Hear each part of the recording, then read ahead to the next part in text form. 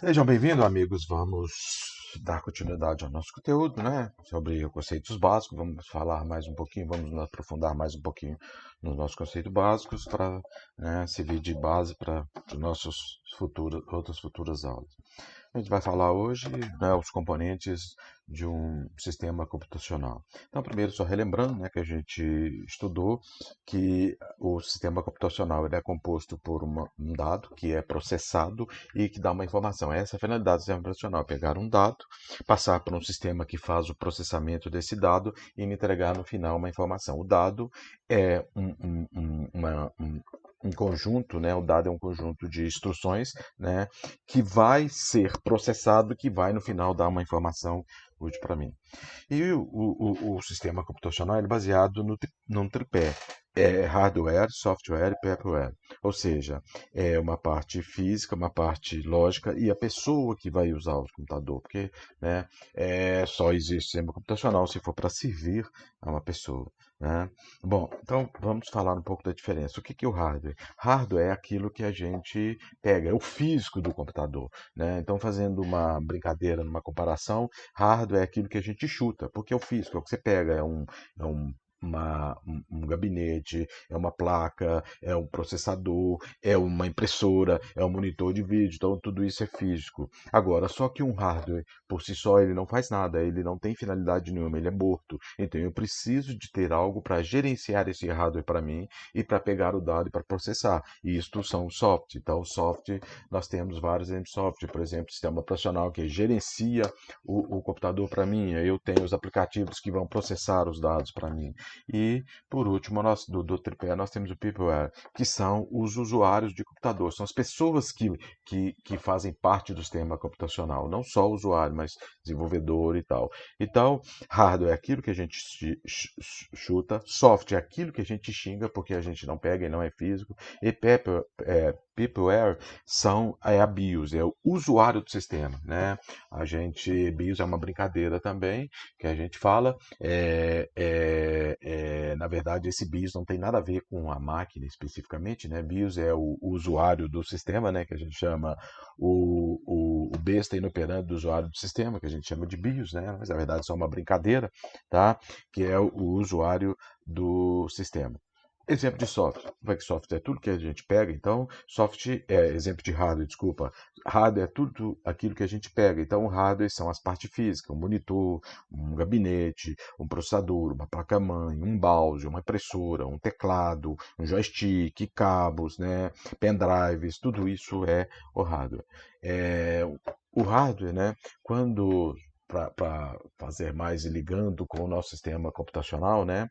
Von Neumann foi um cara que ele falou que quando fosse desenvolver o hardware de computador, esse hardware de computador era baseado no modelo que foi chamado de modelo de máquina de Von Neumann. O que esse modelo diz? Que eu tenho um sistema de entrada, né? Eu tenho a entrada do sistema computacional, eu tenho uma pessoa que faz o processamento, um sistema que faz o processamento e dá um resultado na saída e mostra isso para mim. Então, essa máquina de Von Neumann ela é composta por um sistema de entrada, monitor de vídeo, touchscreen, um teclado, um pendrive, né? Esse é o sistema de entrada. Vai passar por dentro de um processador, por dentro de um sistema processado. Esse sistema processado ele é composto, por exemplo, por uma CPU, né? Dentro da CPU eu tenho uma unidade lógica aritmética, que é a unidade que é responsável por fazer cálculos no computador.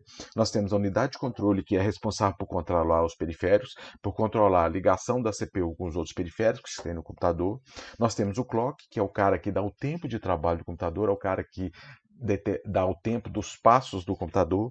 Nós temos uma memória, que é o lugar que fica armazenado os dados para o computador processar. Nós temos uma memória principal, que ela é chamada também de RAM, ou que é a sigla para RAM, que é Access Memory, ou seja, uma memória de acesso randômico. Mas essa memória de acesso randômico, a memória principal, ela é de altíssima velocidade, ela é de alta velocidade, porém ela tem um sério problema. Ela é uma memória volátil. faltou energia, eu perco o conteúdo dela.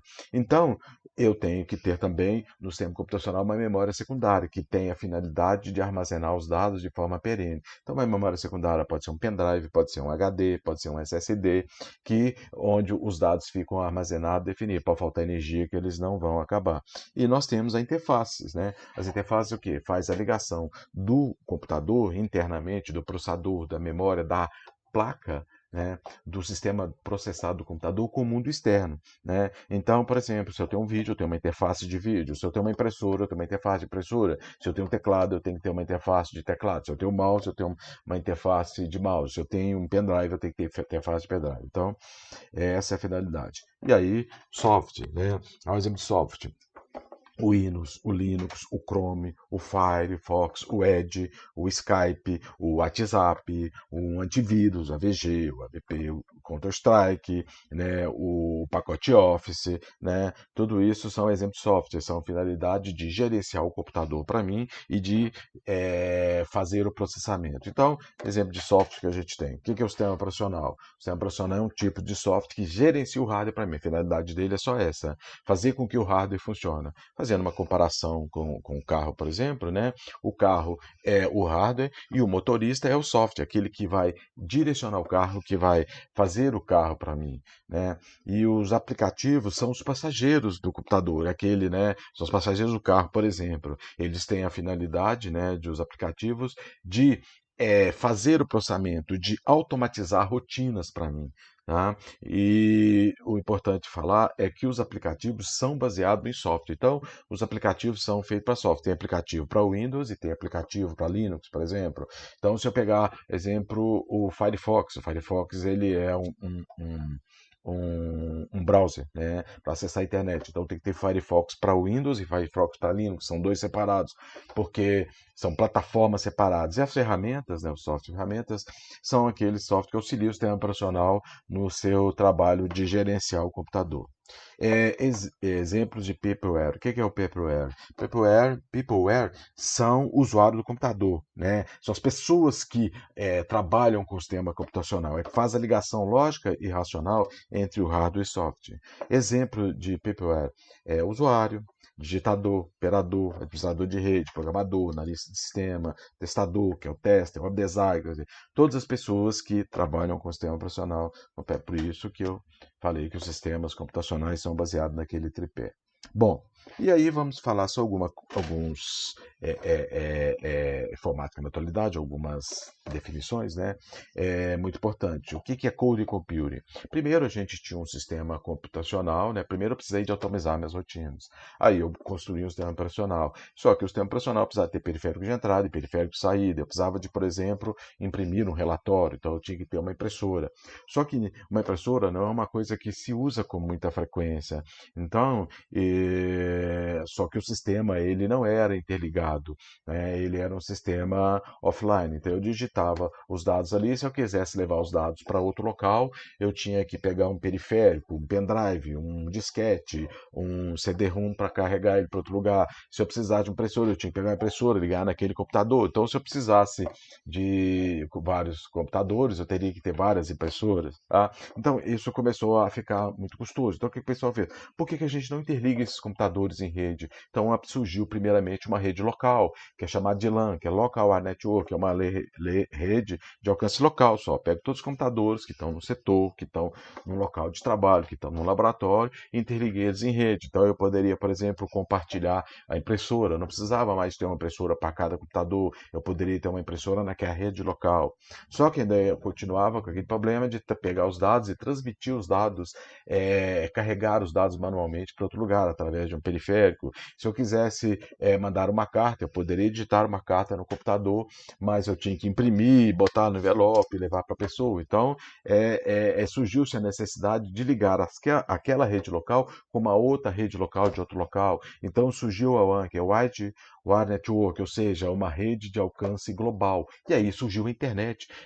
Então, as várias redes locais começaram a ser interligadas entre si, e aí houve-se as redes passaram a depender do espaço e do tempo, porque eu poderia mandar as mensagens, eu poderia mandar as informações através da própria rede, chegar, ficar armazenado no local, e eu não precisaria mais de espaço e tempo para olhar aquilo, eu poderia olhar aquilo no tempo que eu quisesse. Aí, com isso, surgiu a computação em nuvem. O que é a computação em nuvem? São os sistemas interligados, onde eu posso armazenar dados na nuvem para poder acessar de qualquer lado, né? Eu posso fazer compartilhamento de arquivos, posso fazer compartilhamento de documentos, compartilhamento de apresentações e fazer colaboração de forma online, né? Já que os sistemas estão interligados, eu posso construir as coisas de forma online, de forma compartilhada, tá? Então veio a computação em nuvem. E aí também uma outra coisa que trazemos, já que eu tenho computação em nuvem, já posso compartilhar as informações na nuvem, já posso fazer colaboração, por que que eu não posso então pegar todas as coisas que eu tenho e interligar em rede? Aí surge a internet das coisas, que é o quê?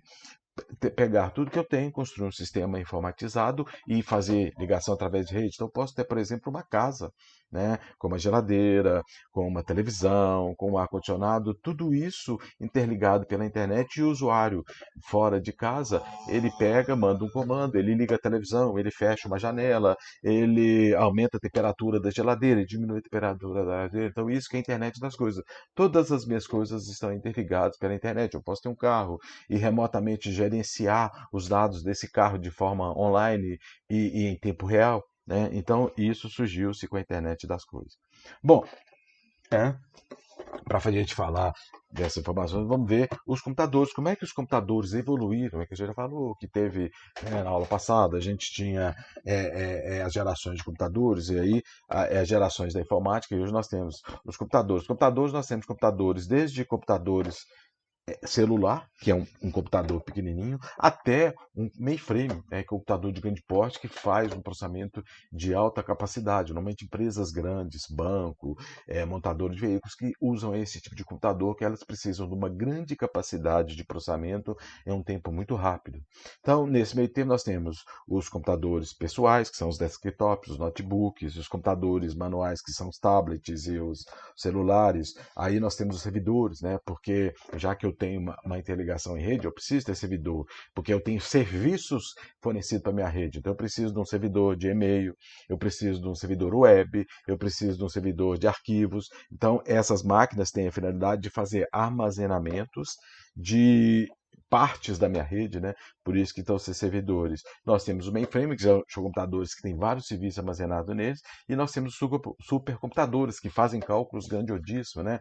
Hoje, por exemplo, para você fazer gerenciar o tempo, as pessoas falarem o que está acontecendo, a previsão de tempo, você tem supercomputadores que fazem cálculos em velocidades elevadas e grandes, com essa capacidade elevada são computadores. Então, essas são as configurações básicas. Então, o que o computador faz? Né? A gente já falou, você tem o processamento de dados, passa por um programa e tem a saída. Né? Então, nisso que o computador faz, o que eu tenho? Uma terminologia. O que o computador faz? Né? Eu mostrei para vocês lá que a gente tem na entrada um dado. O dado é uma informação a ser trabalhada durante o processamento. Por exemplo, a idade. Aluno matriculado no curso, isso é um dado. Agora, eu quero os alunos matriculados no curso de redes do Cefet, no curso de informática do Cefet, que sejam homens. Então, eu vou pegar um sistema, vou pegar esses dados, vou manipular esses dados e vou ter um relatório dos alunos que são abaixo de 15 anos, acima de 15. Tá? Então, isso é uma instrução. Isso eu vou ter um dado processado, isso eu vou ter uma informação. Então, eu tenho o dado, que é a informação a ser trabalhado, e eu tenho uma instrução, que é o que o computador vai executar. O que é um programa? Então, um programa é um conjunto de instruções, porque instruções, computador é criado com instruções pré-definidas, e um programa é o escrito dessas instruções para pegar o dado e dar uma informação no final. O hardware e software nós já dizemos, né? Então, como é que eu faço uma representação computacional? Né? Vamos pegar a nossa vida. Nós temos um sistema que é chamado de sistema decimal, ou seja, tem 10 dígitos, de 0 a 9. Né? A partir do décimo, as posições, os caracteres variam, né? São compostos. Então, de 0 a 9 eu tenho 10 caracteres diferentes. O 10 é a junção do caractere 1 com o caractere 11. O com o caractere 1. O 11 é a junção de dois caracteres 1 e assim sucessivamente. Eu tenho o meu dicionário, né? Tenho 24 letras de A, B, C e assim vai, né? Só que o que acontece? Então eu tenho vários. Se eu pegar as informações que eu tenho aí 100 símbolos para trabalhar, 150 símbolos para trabalhar. O computador é uma máquina, ele só faz cálculos, né? Ele não consegue pensar, ele faz aquilo em pé. Então, o computador eu precisei desenvolver um sistema que ele trabalhasse para isso. E como é que eu consigo definir? Eu só consigo na vida dois níveis básicos, ligado e desligado. É que é uma máquina, né? Você tem um carro, o carro está ligado, um carro está desligado. Ele não tem meio termo ligado ou desligado. Ele não existe isso. Ele só pode ocupar dois sistemas bem definidos. Ele está ligado, está bem desligado. Então, é o caso do computador. O computador só pode estar ligado ou desligado. Então, definiu-se o que é o bit. É o binary dígito, tá ok? Então, o bit é o componente básico que um computador trabalha. É basicamente o computador trabalha, é lá internamente dele. Só que um bit ele só pode ocupar dois valores. Ele só pode ser 0 ou pode ser 1. Como é que eu vou representar todo o universo humano num computador com dois estados apenas, 0 e 1? Então, pessoal, desenvolveu sistemas para usar vários bits, tá? Fazer a junção de vários bits, né? Um conjunto de vários bits, variando várias posições de 0 a 1. Então, eu tenho duas posições 0 e 1, mas usando vários bits eu consigo representar todo o meu universo. Então, eu vou trabalhar com potência de 2, já que um bit ele só pode ter dois estados, ele é uma base 2. Tá? Então, pessoal, definiu o que é um byte. Um byte, eu vou trabalhar com um conjunto de 8 bits, porque 2 elevado a 8 eu tenho 256 posições. Então, se eu variar um bit de 8 posições tudo 0 até 8 posições tudo 1, eu vou conseguir definir 256 posições. Nessas 256 posições eu vou falar, por exemplo, tudo 0 é o 0, tudo 0 menos o último bit sendo 1, ele é 1, e assim sucessivamente. Então eu consigo representar o meu universo com isso. Ok?